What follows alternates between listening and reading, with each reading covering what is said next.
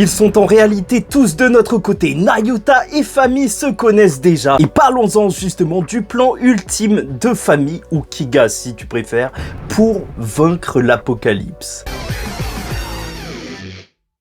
Mesdames et messieurs, ici Chad et on se retrouve aujourd'hui pour la review du chapitre 131 de Chainsaw Man Good Shot, bien évidemment sur la chaîne secondaire, un peu moins de montage mais toujours autant de passion bien entendu, et c'est vrai que personne ne s'attendait à une conclusion d'arc aussi what the fuck, et c'est ça qui fait plaisir avec Chainsaw Man, excellent en termes d'écriture et à chaque fois surprenant dans le côté délirant et bien sûr marrant, même des motivations des protagonistes, et franchement c'est juste ultra marrant, un chapitre qui te met le smile étrangement alors que t'en découvres beaucoup plus sur l'histoire, c'est ça qui est génial. Mais c'est de ça qu'on va parler tout de suite, vu que tout d'abord on va entrer sur la fin du combat qui nous est montré dès le début de ce chapitre avec le démon chute qui a poussé Asa, Mitaka et Denji qui étaient sur leur moto directement dans la bouche du démon chenille, scolopendre, je sais pas quoi, dont on ne connaîtra sûrement jamais ce qu'il était réellement, puisque voilà, ok, elle a dit qu'il fallait terminer son assiette, mais elle va aider ce démon à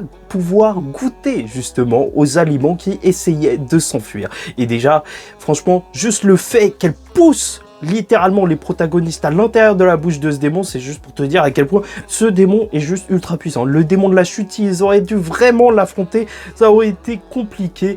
Et alors que, voilà, le démon chenille, il va commencer à bouffer, il va vomir. Quelle humiliation! C'est le côté complètement what the fuck de Chainsaw Man, et on apprendra qu'il a trouvé ça juste dégueulasse. Franchement, la réaction du démon chute, ses expressions faciales, encore une fois, c'est ça qui touche, qui marque dans Chainsaw Man et qui rend le tout à la fois absurde et juste génial et super marrant en fait, juste de voir sa tête, et elle va mal le prendre et directement détruire et tuer ce démon, parce que c'est un démon qui aime sa cuisine, et là, elle n'a pas été respectée. Et ah ouais, le démon n'a pas fait honneur à sa cuisine en recrachant ça. Et donc, juste grosse explosion, rayon laser de pression sûrement. Tu vois, une énorme chute. Genre, oui, peut-être une chute d'air.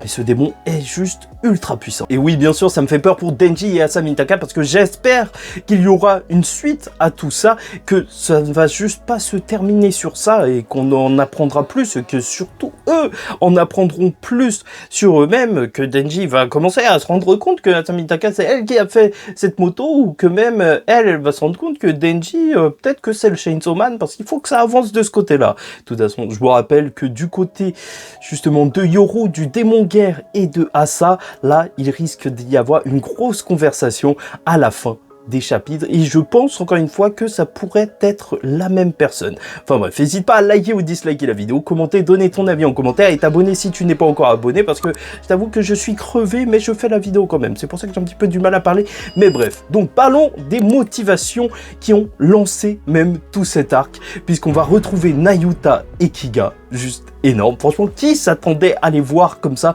main dans la main, Nayuta qui parle à sa grande sœur, ça y est, vraiment confirmé, donc cavalier de l'apocalypse, donc on a 3 cavaliers de l'apocalypse, il nous manque juste la mort. Tous ces événements ont eu lieu parce que Kiga a lancé peut-être plus ou moins un contrat sur la tête d'Asa Mitaka, et voulait que sa sœur se retrouve dans le ventre d'un démon pendant un long moment. C'est pour ça qu'il y a eu tout ça, le démon chute qui est apparu alors que normalement c'est une peur primaire, ça devrait pas pouvoir sortir de l'enfer aussi facilement, mais vu que son corps devient une sorte de momie qui ressemble à un poulet, encore une fois, théorie liée à Bucky, je ne sais pas, mais voilà, on y est. Donc tout ça s'était passé selon le désir de Kiga, qui avait lancé en fait toute cette attaque et tout possiblement même cet arc. Et c'est pour ça que Nayuta a sauvé Denji en utilisant son contrôle sur ce démon pour lui faire ressentir que ça avait un goût d'excrément humain, tout ce qu'il allait manger. C'est pour ça qu'il a vomi directement Denji et Asa Mitaka. Ça, c'est génial de voir qu'il y a une personne qui surveille et qui protège Denji, et c'est sa petite sœur. Nayuta en réalité est là, et ça, c'est très très bon d'avoir un ange gardien aussi puissant avec Nayuta et de la voir au centre de l'histoire. Ça, c'était vraiment quelque chose que j'attendais dans cette deuxième partie. Et ça y est, on y est. Elle va demander les motivations de sa grande sœur, de Kiga, de Famine, donc, qui était que la prophétie de Nostradamus est bien réelle. Et à partir de là, donc, elle veut sauver l'humanité. Enfin, pas vraiment sauver l'humanité, parce qu'elle a des raisons un petit peu cheloues. Et c'est là qu'en termes de motivation, c'est complètement déjanté, mais purée, c'est ultra marrant à voir, parce qu'elle dit, mais il y aura plus de bouffe chinoise, il y aura plus de pizza. Et Nayota va faire, ah ouais, ça c'est très très grave. Parce que les humains, elles s'en fichent un petit peu, ils s'en fichent peut-être un petit peu, même s'ils meurent tous. Mais par contre, la bouffe, là, ça fait la différence. Donc même si Nayota est d'accord sur le fait qu'il faut empêcher l'apocalypse, bah elle ne participera pas et elle n'aidera pas Famille parce que elle a école. Et ça, c'est complètement délirant et c'est juste génial de voir que même elle a été élevée par Denji. Et c'est ça qui fait la différence. Denji aime ça, aime mener une vie simple. Et donc, l'école en fait partie, et même la nourriture. Et ça se voit qu'elle y est attachée et que les enseignements de Denji ont quand même dépeint sur elle. Et c'est vrai que c'est flippant d'avoir un démon de la domination, donc, dans le corps d'un enfant. Parce que si elle peut contrôler toutes les personnes qu'elle trouve inférieures à elle, bah, il n'y a pas plus vicieux qu'un enfant. Hein. Ouais, ça, c'est d'un pervers narcissique, hein, un enfant, clairement, tu vois. Un enfant, ça n'a pas forcément conscience de ce qui est supérieur ou inférieur à lui, à part ses parents. Et donc, peut-être Denji. Après, bien sûr, certains diront que Nayota aime l'école parce que c'est l'endroit où la domination se fait le plus exercer, la domination sur les esprits pour les conformer à la société. Mais là n'est pas le but de la vidéo, on n'est pas des anarchistes. Enfin, je ne sais pas, peut-être que vous l'êtes. Et bien sûr, c'est des motivations un petit peu zinzin. Mais dans un autre sens, ce sont des démons. C'est normal qu'ils ne pensent pas comme des êtres humains. Même, ils vivent depuis des milliers, des centaines de millions d'années, je sais pas. Et c'est tout à fait normal que donc, voilà, genre que les gens meurent, ça les dérange pas vraiment, mais par contre, leurs petits plaisirs du quotidien, en fait, étrangement comme Denji, sont les choses les plus importantes. Et franchement, je trouve ça juste génial d'avoir des motivations aussi absurdes. C'est tout à fait dans le thème de Chainsaw Man, que ce soit Denji qui voulait toucher des boobs ou bouffer des trucs, juste une tranche de pain de mie avec de la confiture, ou même Agni dans Fire Punch, dans le précédent manga de Tatsuki Fujimoto, avec le cinéaste, j'ai oublié comment il s'appelait exactement, mais donc qui voulait juste obtenir un nouveau film.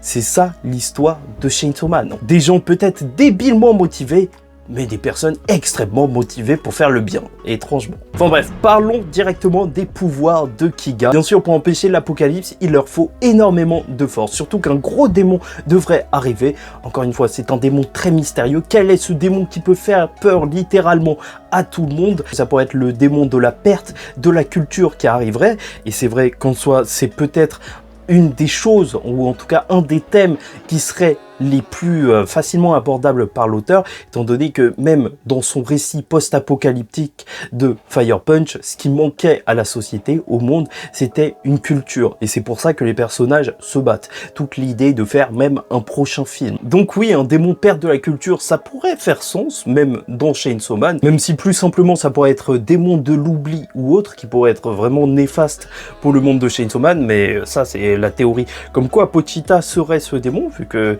il fait et il supprime l'existence des démons et donc peut-être la peur qui est liée à eux et tous les événements qui sont liés à celle-ci. Franchement, l'oubli, c'est quelque chose de très puissant dans Chainsaw Man et assez mystérieux, mais nous verrons bien qui sera ce grand antagoniste. Du côté de Kiga, son pouvoir apparemment c'est qu'elle peut contrôler les personnes qui sont affamées, c'est pour ça qu'elle voulait enfermer Asa Mitaka, donc sa sœur, à l'intérieur du ventre d'un démon et ensuite prendre son contrôle parce qu'elle pense que le démon de la guerre peut faire la différence et battre l'apocalypse, enfin vaincre cet apocalypse. Hein. C'est pas réellement une personne, mais voilà. Et c'est vrai que ça, c'est assez intéressant, on va pas se mentir. Je sais pas là où ça va nous mener très exactement, vu que t'as plein de personnages qui veulent la même chose, mais purée, ils vont pas utiliser les mêmes moyens, parce que Famine qui gagne, un coup c'est un ennemi, un coup en réalité, bah en fait c'est vraiment un allié, mais purée, la fin justifie les moyens pour elle. Ça très clairement, vu qu'il y a eu plein de morts à cause du démon chute, mais au passage ça semble plus ou moins clair, donc à partir de ce moment-là, que le démon